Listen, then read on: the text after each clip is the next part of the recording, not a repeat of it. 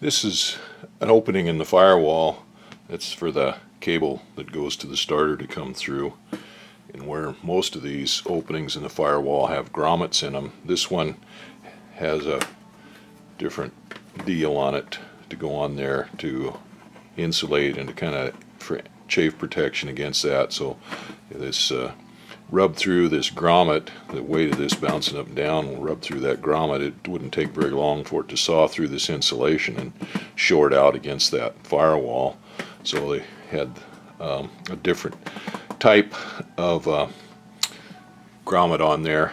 This is what was on the airplane from Cub Crafters when I bought it. It's a piece of plastic of some kind, and it just one piece that was on there, screwed on like that, and so the hole is plenty big enough for that cable to fit through there.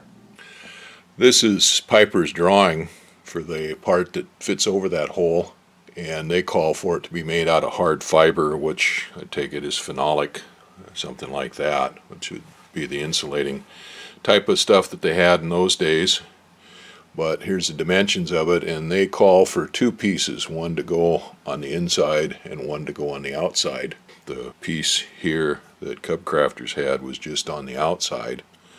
This looks to me like a piece of UHMW or something on that order, and I was going to get a piece of UHMW, a thin piece of UHMW, and make new blocks for this. This one's functional, but it's kind of dirty looking and stuff, plus it's only one, and it does have kind of a large hole through it. I was going to try to cut the hole a little bit smaller so it fit closer to the size of that cable as it goes through there. Doing a little research on that, the UHMW has a melting point relatively low, 600 degrees or something like that, maybe a little lower than that.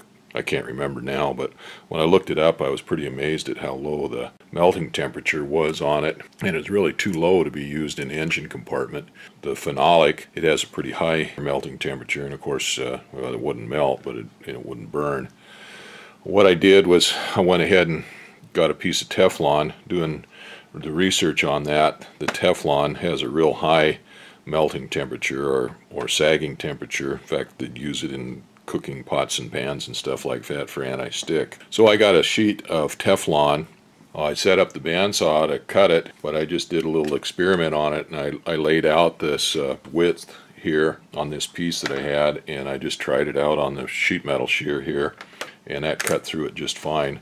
So I'm going to lay it out here, lay two pieces out, and then trim them up here with the file so they're nice and smooth and stuff, take the burrs off of them. This called it for 1.5 inches wide, and this is 1.5 inches wide, so this one's just a little bit narrow, but it's pretty close. I can use it for a template on these. Anyway, I'll go ahead and make up a couple of these so this will be sandwiched in there instead of just one piece in there, and we'll get those wires run through that firewall. There's my version of the wire protection for this starter cable going through the firewall. There's a piece of 1/8 inch Teflon here on the firewall, the engine side of it, and another one on the cabin side. They're sandwiched with this stainless steel firewall in between.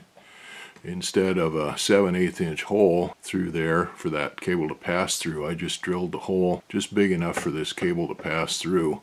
And with that Teflon on there, it won't be abrasive on this cable jacket at all. It supports it nice and tight, and even if it does abrade, it's non-conductive, and there's quite a distance between the hole, the pass-through where this cable is supported, and the actual stainless steel around there.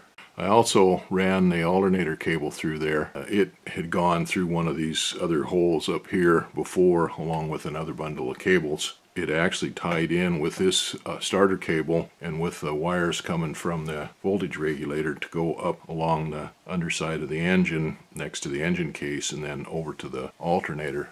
But that gives it a nice clean pass-through with no chance of eroding out or anything, and gives me more room in some of these others for the other things that I need.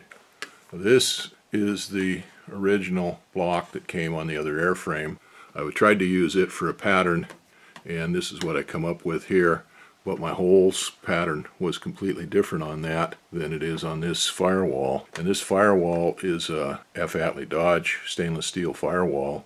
It's PMA'd, and as far as I can tell, everything on here is punched out according to the Piper diagrams, the blueprints and stuff, so this should be totally accurate.